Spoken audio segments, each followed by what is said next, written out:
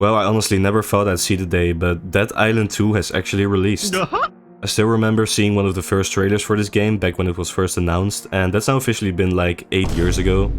This game has been in development hell for a really long time, and naturally the anticipations for the game have been very high. And yeah, here we are. The game is officially out right now, and it feels weird to even say it.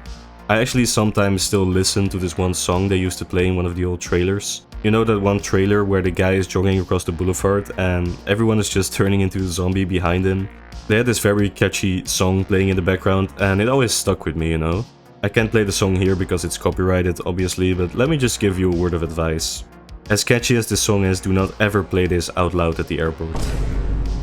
I have some pretty fond memories of the first Dead Island game, and I also have some pretty weird memories. I used to play the game with my brother and also random people online, and I remember playing with this guy called Harry Cock, but it was written in like a different way, in like a synonym, and also in my language, which is Dutch. And I never really had any idea what his name really meant, so I was just going around proudly telling everyone about the time I played with Harry Cock. And what a good time it was. We were slaying zombies like our real life depended on it. My mom didn't seem too happy though when I told her about it. So after all this time you're probably wondering if Dead Island 2 lives up to the hype. Well, not exactly. The game is actually pretty disappointing, unfortunately. I still think it's somewhat decent, you know, it's not like it's a broken game or anything like that. In fact, I'd argue that I like the game more than most of the reviewers out there from what I've seen. So let's talk about what this game does right, which is the gore system. The gore system in this game is probably the best I've ever seen, and it's detailed to the point where every hit you land will damage an enemy in that exact spot.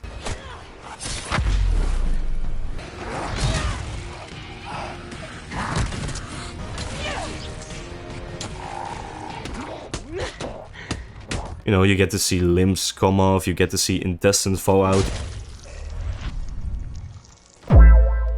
Now let's get to some of the other stuff the game has to offer.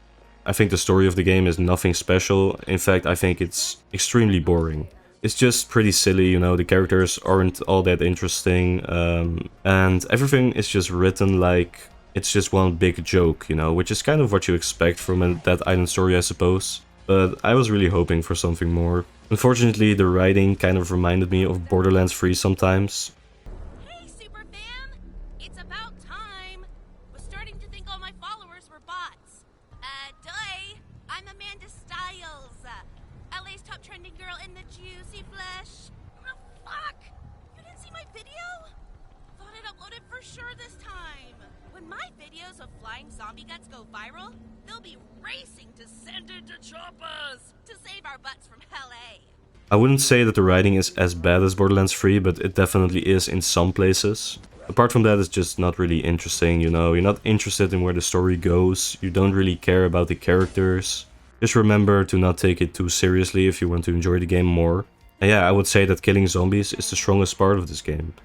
So if you really enjoy killing zombies and seeing some of the best gore you've ever seen, then you might still enjoy the game and you might have even more fun playing through the game with a partner because it's still a fun co-op experience. I don't know what this weird trend is with making the story and characters as goofy as possible, but people clearly don't like it and developers just keep writing these types of characters anyway. Take Left 4 Dead 2 for example. I think the characters of the game are cool and even the story of the game is fun to piece together.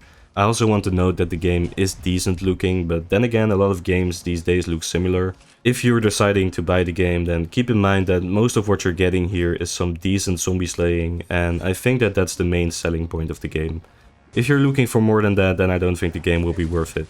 I had at least some fun at the beginning of the game, I would say the first 4 hours maybe, and then it just started to go even more downhill.